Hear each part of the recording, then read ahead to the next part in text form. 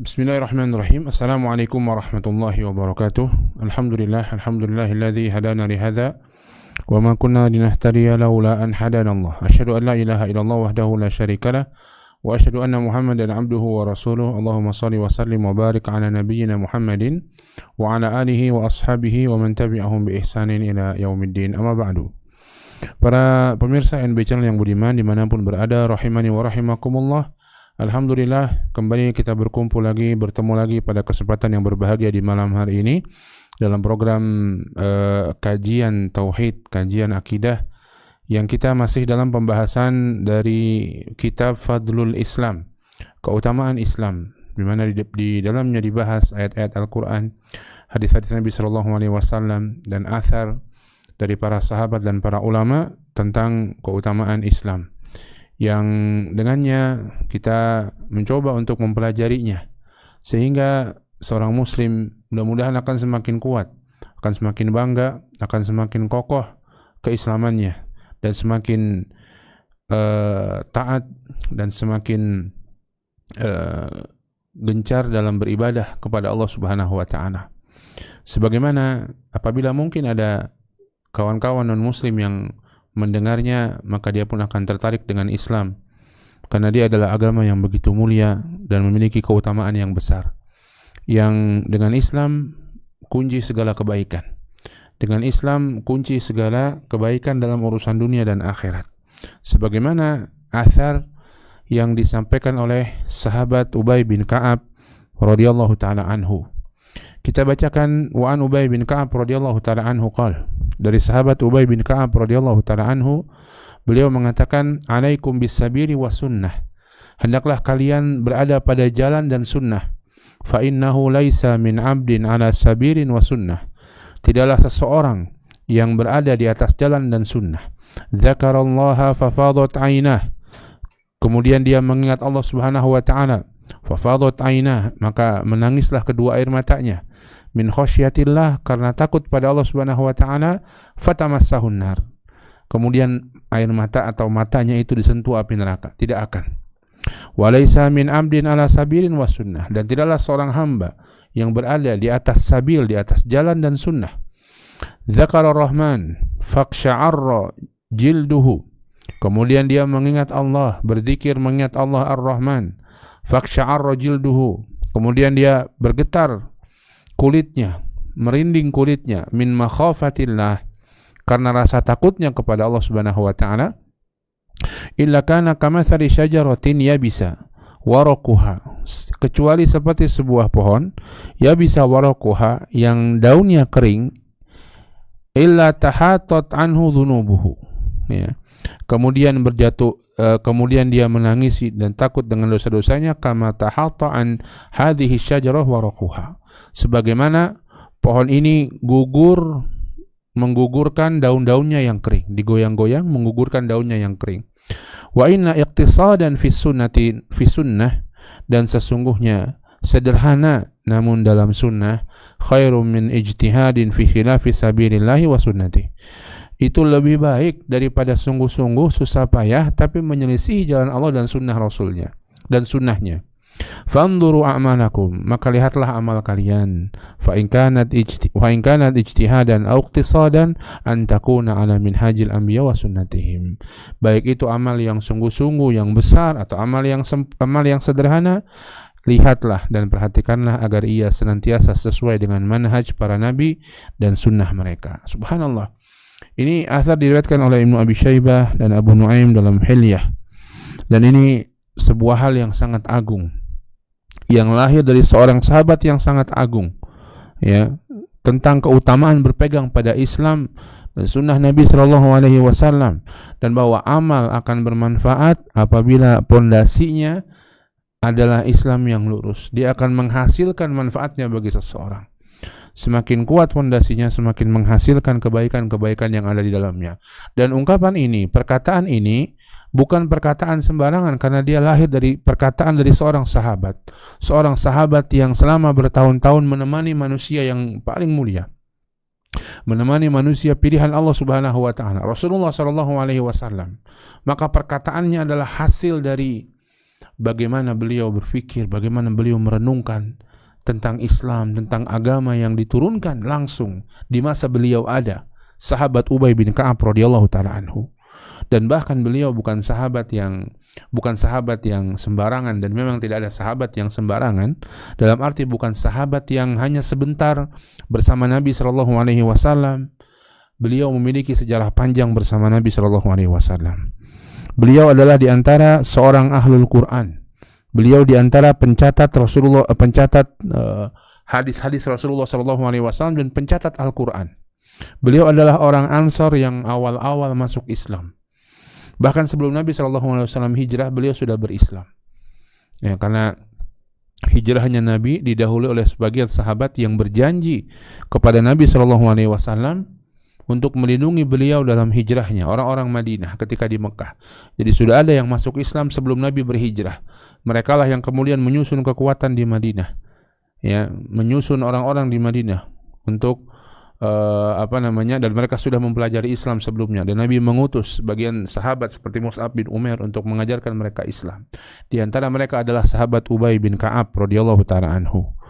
Dan beliau dalam satu hadis yang diriwayatkan dari Abdullah bin Amr radhiyallahu taala anhuma, dzukira Abdullah inda Abdullah ibni Amr, disebutkan tentang Abdullah di sisi Abdullah bin Amr, yakni Abdullah bin Mas'ud. Ya, disebut tentang Abdullah bin Mas'ud di sisi Abdullah bin Amr bin As radhiyallahu taala anhum ajma'in. Maka kata Abdullah bin Amr bin As, apa? Dzaka rajulun la azalu uhibbu. Dia, Abdullah bin Mas'ud, adalah orang yang aku senantiasa mencintainya. Ba'dama sami'tu Rasulullah sallallahu alaihi wasallam yaqul, setelah aku mendengar Rasulullah bersabda tentang Abdullah bin Mas'ud dan sebagian sahabat lainnya, di antaranya Ubay bin Ka'ab. Apa kata Nabi sallallahu alaihi wasallam? Istaqra'ul Qur'an min arba'ah. Bacalah oleh kalian Al-Qur'an di hadapan empat orang. Nabi sallallahu alaihi wasallam menyebutkan 4 orang yang Nabi sallallahu alaihi wasallam rekomendasikan untuk mempelajari Al-Qur'an darinya. Min Abdullah bin Mas'ud, dari Abdullah bin Mas'ud. Fabada'a bihi, beliau mulai dengan Abdullah bin Mas'ud, orang yang sedang diceritakan di depan Abdullah bin Amr bin As. Kemudian wa Salim maula Abi Hudzaifah, dan Salim maula Abi Hudzaifah. Wa Ubay bin Ka'ab wa Mu'adz bin Jabal. Dari Ubay bin Ka'ab yang ketiga, yang keempat dari Mu'adz bin Jabal. Subhanallah. 4 orang ini Nabi rekomendasikan kepada sahabat yang lainnya untuk mempelajari Al-Quran darinya. Abdullah bin Mas'ud, Abdullah bin Mas'ud, kemudian Salim maula Hudzaifah, kemudian Ubay bin Ka'ab, dan yang keempat Mu'adz bin Jabal. Ya. Maka beliau bukan orang sembarang. Beliau kata orang. Ya, Ubay bin Ka'ab radhiyallahu taala anhu. Qala la adri bada'a bi Ubay atau bi Mu'adz bin Jabal. Aku enggak tahu yang ketiga itu Ubay dulu atau Mu'adz bin Jabal dulu, kata perawi ini. Ya. Subhanallah. Ya, jadi beliau memang sahabat yang utama. Beliau radhiyallahu taala anhu, hadis tersebut, hadis yang tadi diriwayatkan Imam Bukhari dan Muslim. Beliau radhiyallahu taala anhu pernah pula satu hadis yang masyhur tentang keutamaan ayat kursi. Ubay bin Ka'ab pernah ditanya Nabi sallallahu alaihi wasallam, wahai Abul Munzir, kunyah beliau Abul Munzir. Wahai Abul Munzir, menurutmu apakah ayat Al-Quran yang paling utama, yang paling afdal, yang paling utama? Ubay bin Ka'ab menyangka Nabi SAW bertanya untuk memberikan satu ilmu yang beliau belum ketahui. Allah wa rasuluhu a'lam, kata Ubay bin Ka'ab. Allah dan Rasulnya yang lebih mengetahui. Nabi bertanya lagi sama Ubay bin Ka'ab, wahai Abul Munzir, apa ayat Al-Quran yang menurutmu paling afdal? Maka ketika Nabi bertanya lagi, taulah Ubay bin Ka'ab bahwa memang Nabi hendak bertanya kepada beliau, ya, hendak mengetahui pendapat beliau. Maka Ubay bin Ka'ab radhiyallahu ta'ala anhu mengatakan kepada Nabi, ayatul kursi, Allahu la ilaha illa huwal hayyul qayyum, dan seterusnya. Yang menurutku paling afdal adalah ayat kursi, yaitu Allahu la ilaha illa huwal hayyul qayyum, dan seterusnya. Di surat Al-Baqarah, ya, ayat 255. Yang masyhur, insyaallah ayat ini banyak mungkin di antara pembaca atau pendengar yang menghafal ayat tersebut. Kita baca setelah selesai sholat, kita baca di pagi dan petang, kita baca sebelum tidur, kita baca apabila ada gangguan jin, ya, untuk menjaga kita dan keluarga kita. ayat kursi, kata Ubay bin Ka'ab. Nabi SAW menepuk dadanya. Ya, liyahni akaya Ubay, ya Abal Mundir. Betul sekali dan kebaikan besar bagi engkau wahai Abul Mundir. Masya Allah. Ya, Ubay bin Ka'ab radhiyallahu taala anhu. Dan mari kita bahas apa yang beliau hendak sampaikan. Ya, apa yang beliau hendak sampaikan dalam athar ini yang dinukilkan di kitab ini. Yang utamanya beliau sampaikan di depan ini. Alaikum bis sabili wa sunnah. Hendaklah kalian semua berpegang pada sabil dan sunnah. Apa yang dimaksud sabil dan sunnah di sini? Dijelaskan para ulama, ini Islam sebenarnya. Alaikum bil Islam. Tapi beliau menyebutkan, mengungkapkan dengan sabil dan sunnah, dan ini tidak bertentangan sama sekali. Yang dimaksud sabil adalah sabilullah. Ya, itu Islam itu sendiri. Ya, Allah Subhanahu wa taala berfirman di surat Al-An'am ayat 153, "Wa anna hadza sirati mustaqiman fattabi'uhu wa la tattabi'us subul fatafarraqu bikum an sabilihi. Dzalikum wasaqum bihi la'allakum tattaqun." Kata Allah Subhanahu wa taala, "Wa anna hadza sirati mustaqiman fattabi'uhu." Dan inilah jalanku yang lurus, fattabi'uhu, ikutilah jalan itu. Wa la tattabi'us subul, dan jangan ikuti subul. Subul bentuk jamak dari sabil. Jalan-jalan kesesatan yang lain, jalan-jalan yang menyimpang dari jalan Allah ini. Fatafarraqu bikum an sabilih. Kalau kalian ikut jalan-jalan itu, kalian akan berpecah dari sabil, dari jalan Allah Subhanahu wa taala. Dzalikum wasaqum bihi la'allakum tattaqun. Itulah yang Allah wasiatkan, yang Allah wajibkan kepada kalian agar kalian semua bertakwa kepada Allah Subhanahu wa taala. Maka inilah as-sabil, jalan yang Allah Subhanahu wa taala tetapkan. Dan beliau mengatakan as-sabil was sunnah. Sunnah yakni sunnah Rasulullah sallallahu alaihi wasallam. Dan inilah Islam dan tidak bertentangan. Maka kita katakan Islam, Al-Qur'an, sunnah Nabi, Al-Qur'an dan sunnah, termasuk juga jalannya para sahabat radhiyallahu taala anhum ajmain. Ya, itulah siratal mustaqim. Itulah jalan yang lurus, yang menuntun seseorang pada kebaikan di dunia dan akhirat. Dan inilah inti utama dari nasihat Ubay bin Ka'ab ini. Alaikum bis sabili wa sunnah. Hendaklah kalian berada pada sabil dan sunnah, jalan Allah dan jalannya Rasulullah sallallahu alaihi wasallam. Dan ini banyak dalam Al-Qur'an yang semakna. Allah mengatakan di surat Ali Imran, wa atiullaha war rasul la'allakum turhamun.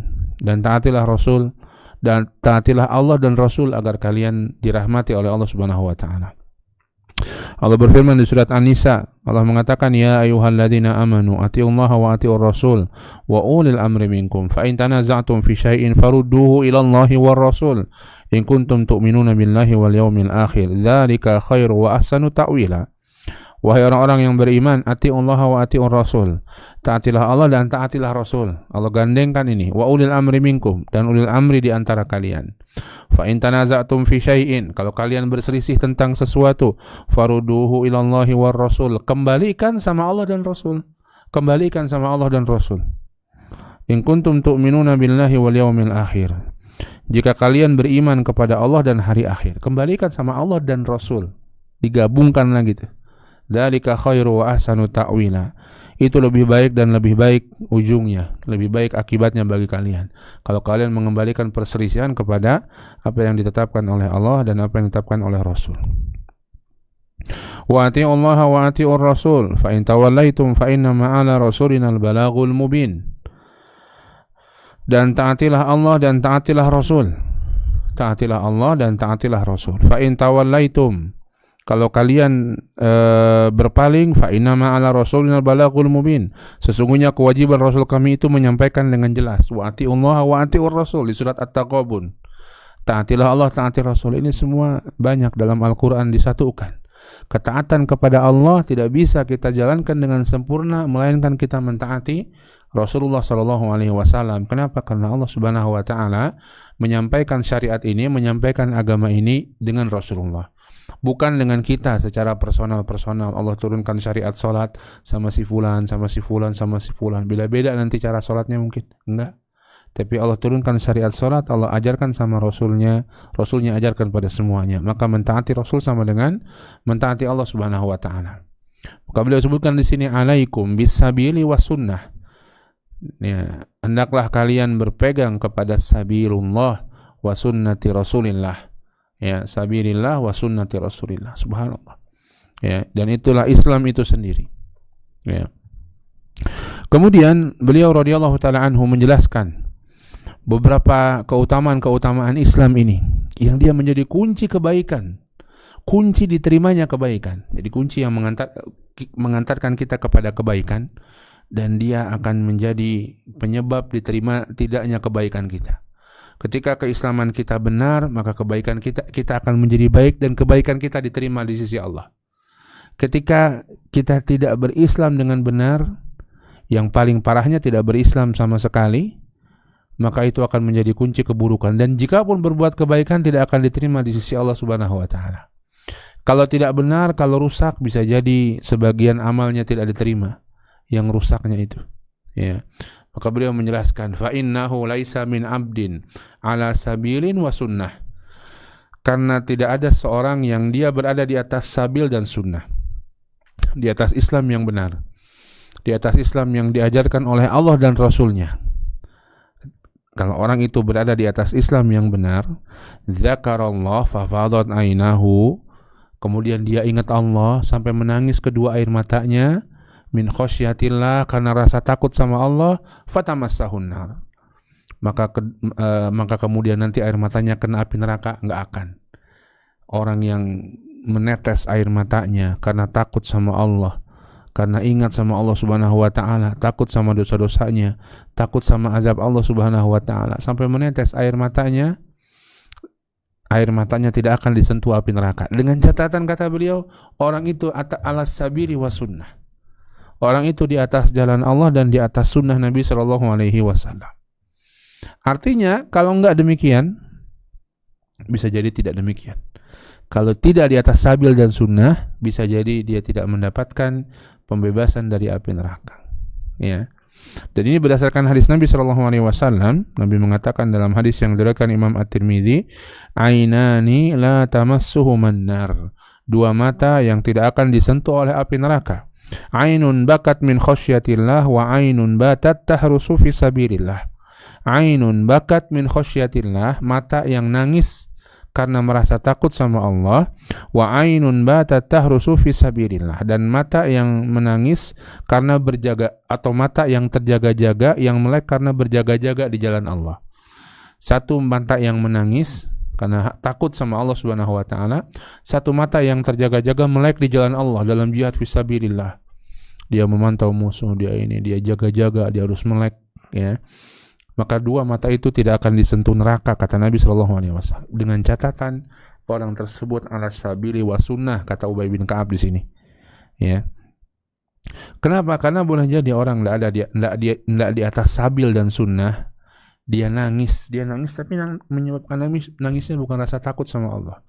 Yang menyebabkan dia nangis misalnya ya karena dia takut sama sesembahan selain Allah Subhanahu wa taala.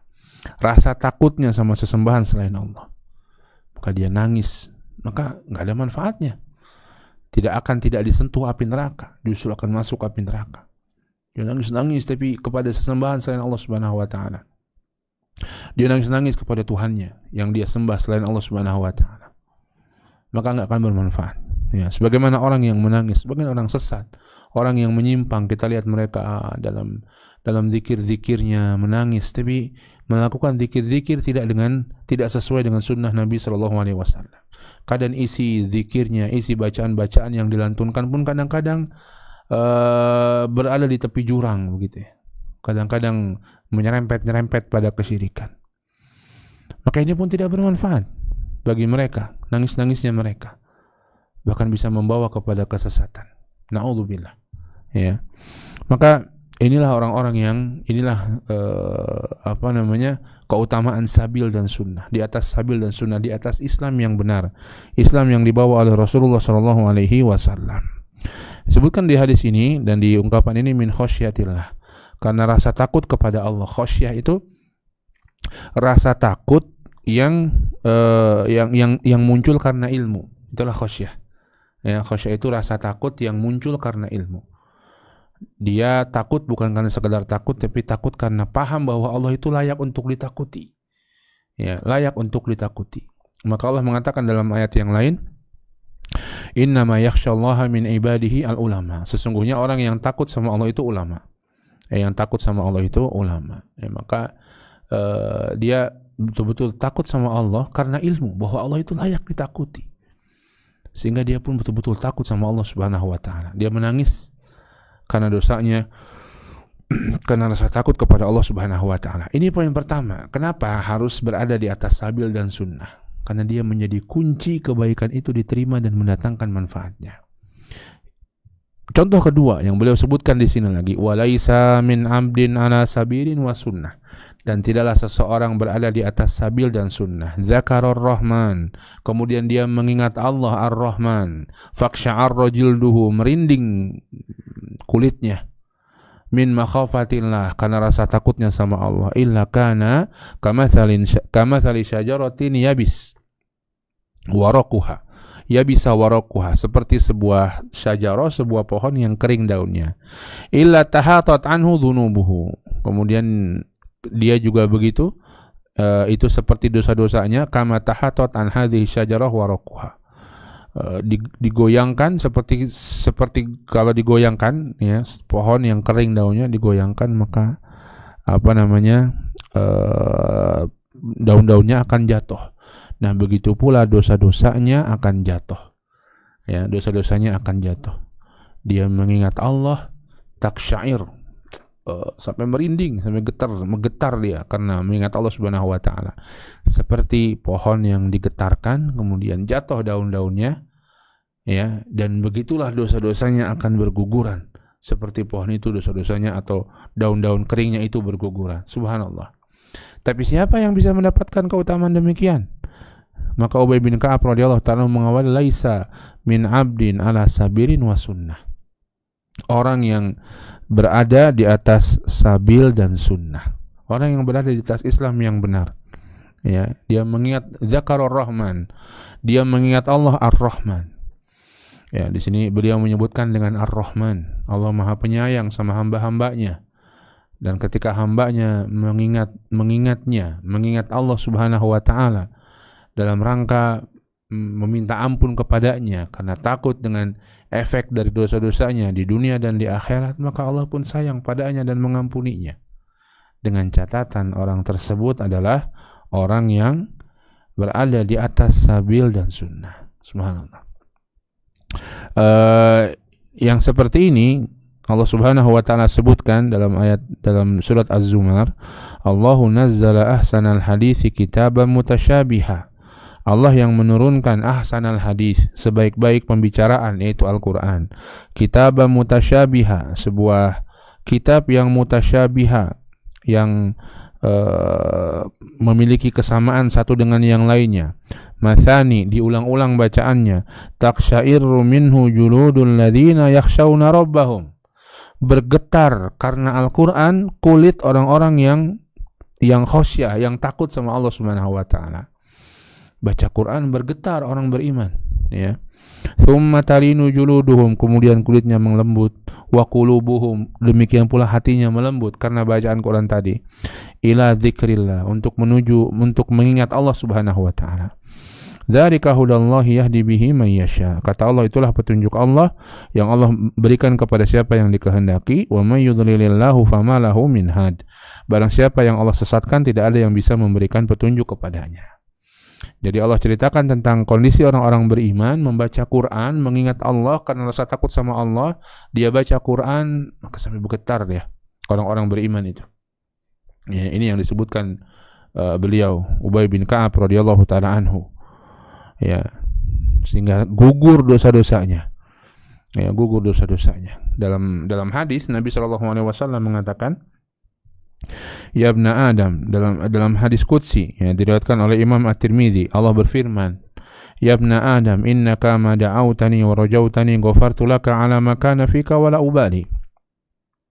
Wahai anak Adam, sesungguhnya selama engkau berdoa kepadaku dan berharap kepadaku, tauhid kepada Allah, hatinya berharap hanya kepada Allah dan dia berdoa kepada Allah, ghafartu laka ala ma kana fika wa la ubali. Aku mengampuni apapun yang ada padamu dan aku tidak peduli.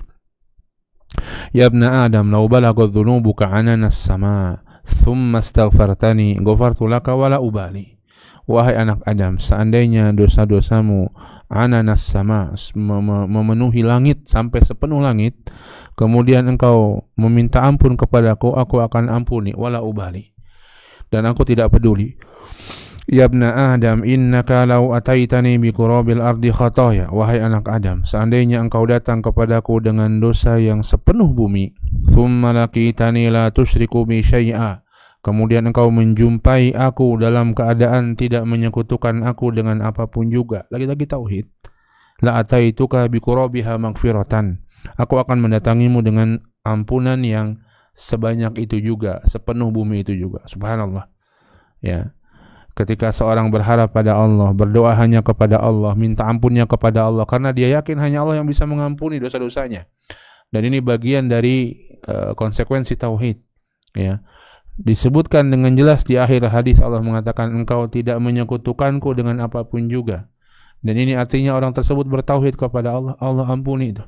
Walau sepenuh langit, walau sepenuh bumi, walau sebagaimana banyak apapun juga dosa-dosanya.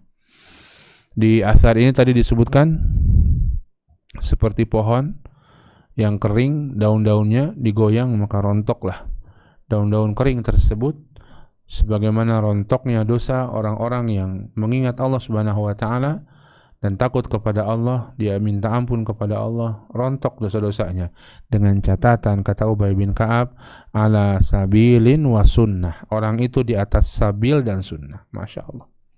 Ya. Maka ini kuncinya, jamaah sekalian yang dimuliakan Allah Subhanahu wa taala. Kita senantiasa berada di atas jalan Allah dan jalan Rasul, dan minta sama Allah agar kita diteguhkan di atas jalan tersebut. Kemudian kita simak lagi perkataan lantunan atau mutiara perkataan Ubay bin Ka'ab ini. Wa inna iqtisadan fi sunnati khairun min ijtihadin fi khilafi sabilillahi wa sunnati. Masya Allah. Ini juga perlu kita bookmark, ya, perlu kita perlu kita beri stabilo baik-baik dan camkan baik-baik. Sesungguhnya iqtisadan fi sunnah, amalan yang sederhana tapi sesuai dengan sunnah, khairun, itu lebih baik daripada ijtihadin, amalan yang susah, amalan yang mahal, amalan yang keras, amalan yang Masya Allah ijtihad, betul-betul sungguh-sungguh, fi khilafis sabilillah wa sunnati, tapi menyelisihi jalan Allah dan sunnahnya. Ini sunnah bisa yang dimaksud sunnah Allah atau sunnah Rasulnya.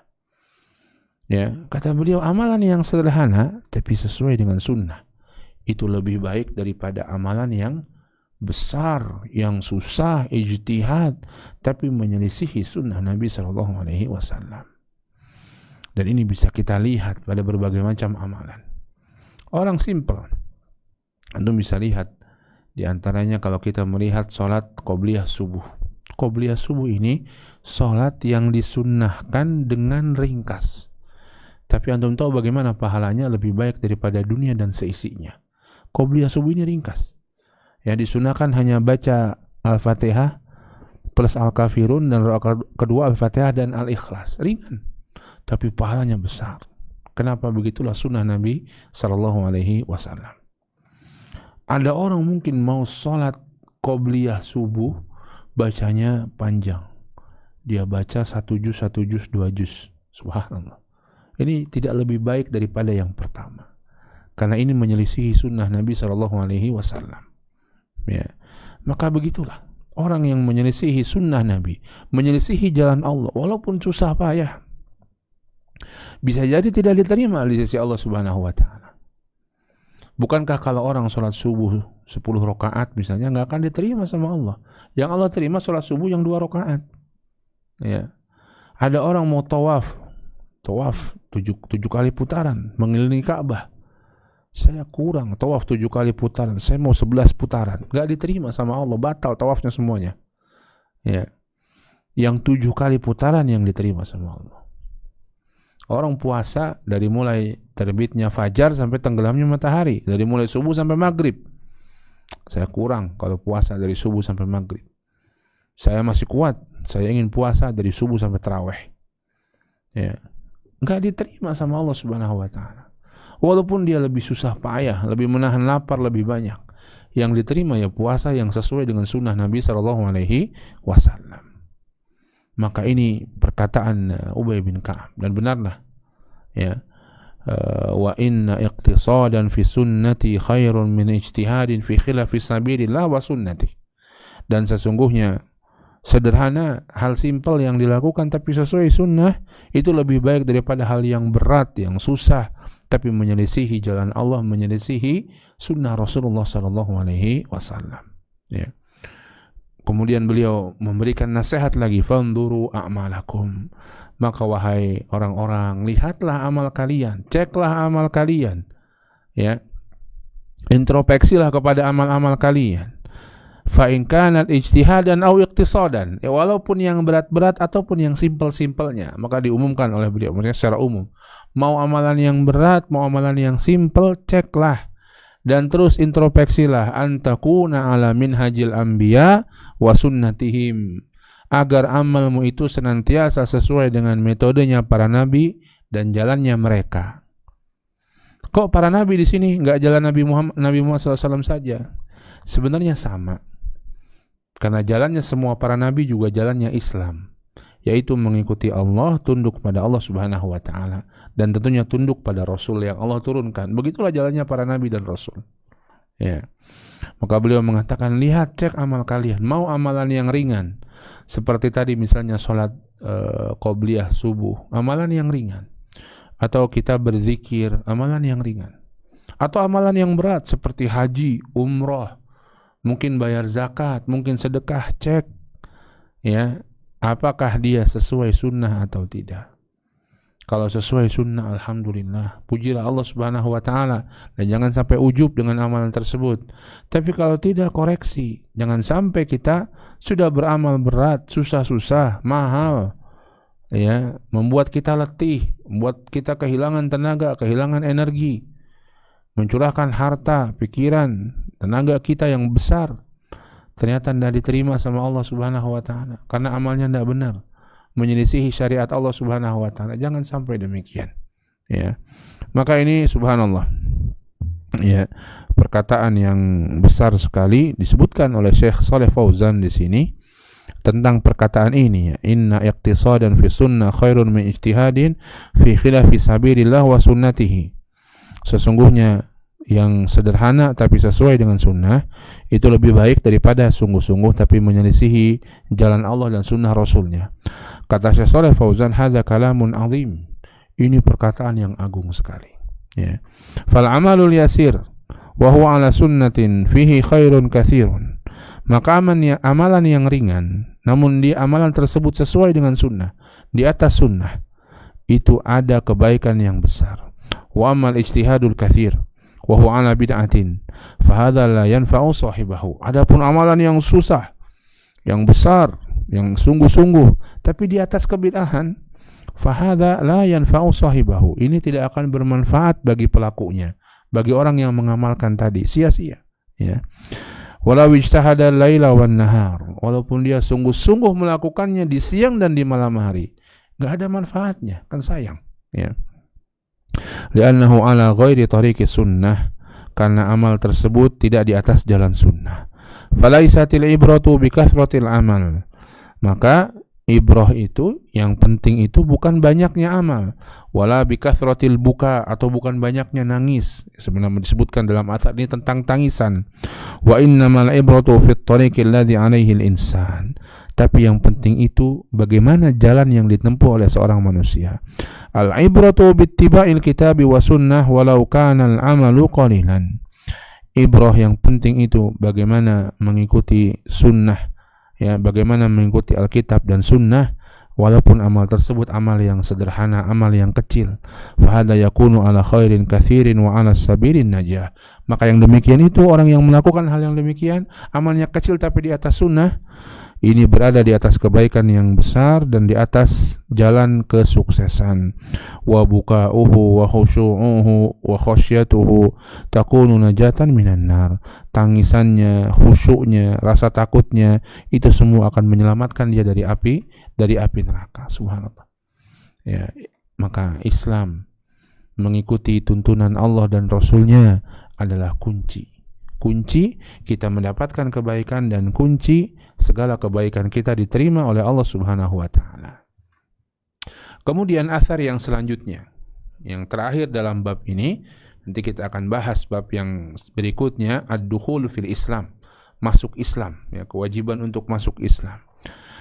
An Abi Darda radhiyallahu taala anhu qala, dari Abu Darda radhiyallahu taala anhu, beliau mengatakan, Abu Darda ini juga sahabat Nabi, ya, radhiyallahu taala anhu, di antara sahabat yang zuhud, di antara sahabat yang betul-betul berorientasi pada akhirat, ya. Kata beliau radhiyallahu taala anhu, ya habadha naumul aqyasi wa iftaruhum, kaifa ya'ibuna saharal hamqa wa sawmahum, mithqalu dharratin fi birrin ma'at taqwa wa yaqin a'zamun wa afdal wa arjah min ibadatil mughtarrin. Ya, ini sudah sebuah syair, ya. Ya habadha naumul aqyasi wa iftaruhum, wahai sekiranya tidurnya orang-orang berilmu dan berbukanya mereka dan makannya mereka. Kaifa ya'ibuna saharal hamqa wa sawmahum, bagaimana mereka mencela bangunnya orang-orang bodoh dan puasanya mereka. Ini beliau ingin mengatakan bahwa tidur dan berbukanya orang-orang alim, orang-orang yang berilmu, yang paham agama itu lebih baik daripada sholat malamnya orang-orang bodoh dan puasanya orang-orang bodoh yang nggak paham sama agama, yang jahil sama agama. Kok bisa begitu? Karena boleh jadi tidurnya orang berilmu itu di atas ilmu, di atas sunnah tadi. Dia tidur, dia baca dulu zikir-zikir, dia wudu dulu, dia melakukan berbagai macam kebaikan, dia niatkan tidurnya untuk melakukan amal soleh, ya. Atau iftarnya, buka puasanya, ya, di atas ilmu, buka puasanya di atas ilmu. Kenapa dia nggak puasa? Ternyata misalnya itu tanggal 1 Syawal, Lebaran, ada orang bodoh 1 Syawal puasa, malah haram dia puasa. Bisa jadi kan dalam kondisi seperti orang nggak paham, jahil tentang agama. Orang lain Lebaran dia puasa, padahal nggak boleh puasa tanggal 1 Syawal, nggak boleh puasa hari tasyrik. Orang lain makan kambing, saya nggak lah, saya pengen tetap berada di atas kebaikan, maka saya puasa lah. Bukan hanya Arafah saja, hari Lebaran pun puasa, dia nggak boleh, ya, karena kebodohannya dia nggak paham itu. Orang yang berilmu buka puasanya dengan ilmunya, ya. Orang dia sholat malam mungkin dengan kebodohannya, dia nggak paham. Ya, bisa jadi misalnya dari sisi niat, dia sholat malam hanya ingin mengejar urusan dunia dia saja, karena dia tahu dari berbagai macam penjelasan ustadz, penjelasan ulama bahwa sholat malam ini bisa membuat dia mencapai tujuan-tujuan dia. Maka dia punya tujuan dunia, maka sholat malamnya untuk dunianya saja, niatnya begitu. Bisa jadi orang bodoh seperti itu. Orang sholat duha hanya ingin mengejar biar dapat mercy, biar dapat rumah besar, rumah mewah, biar dapat ini itu. Hanya urusan dunianya saja. Bisa jadi demikian, ya. Maka ini akan satu, nggak akan diterima sama Allah.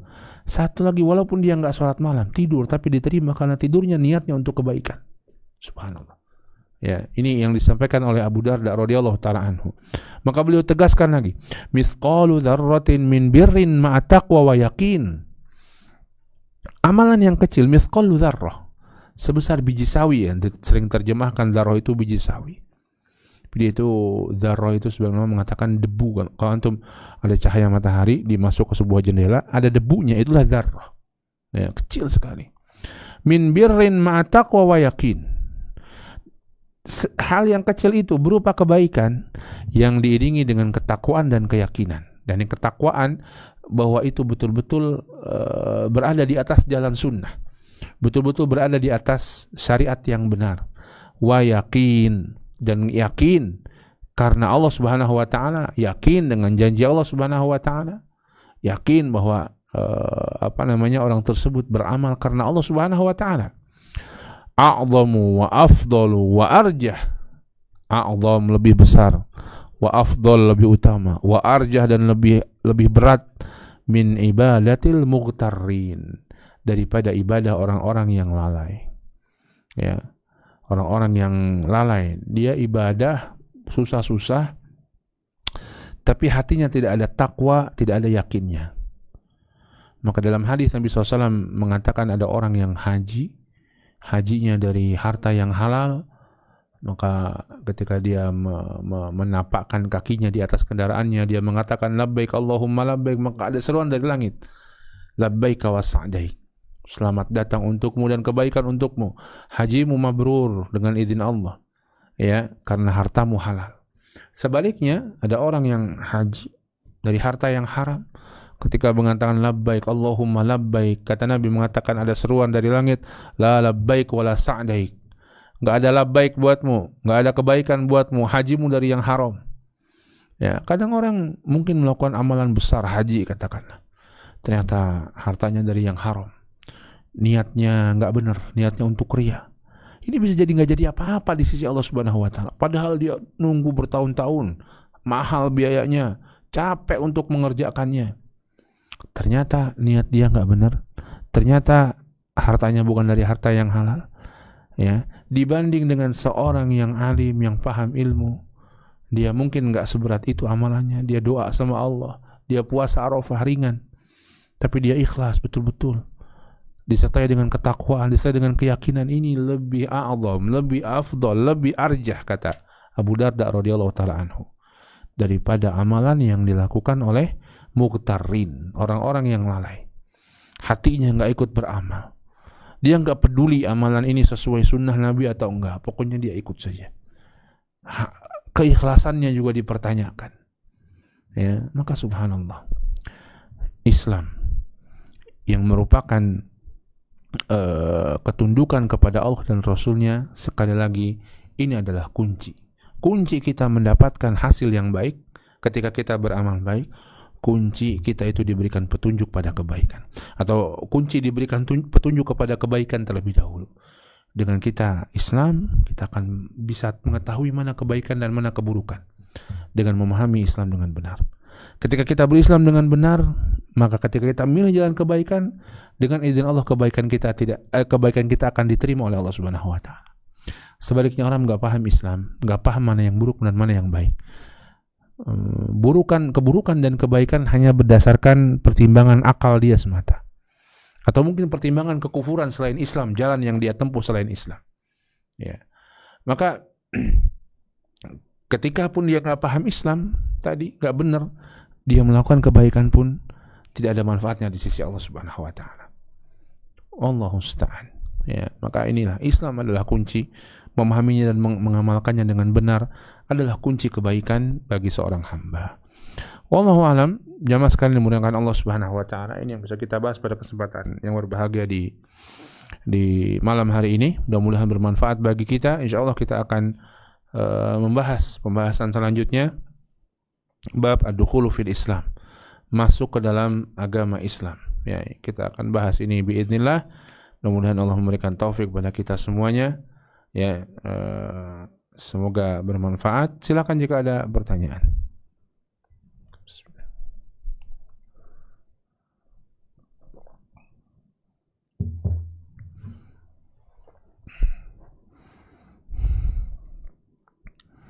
Ada pertanyaan? Baik, jika tidak ada, kita cukupkan. Insyaallah kita akan bahas melanjutkan pembahasan dari kitab Fadlul Islam ini pada kesempatan yang akan datang biidznillah. Wassallallahu ala nabiyyina Muhammadin wa ala alihi washabihi wasallam. Subhanakallahumma wa bihamdika asyhadu an la ilaha illa anta astaghfiruka wa atubu ilaik. Billahi taufiq wa hidayah. Assalamualaikum warahmatullahi wabarakatuh.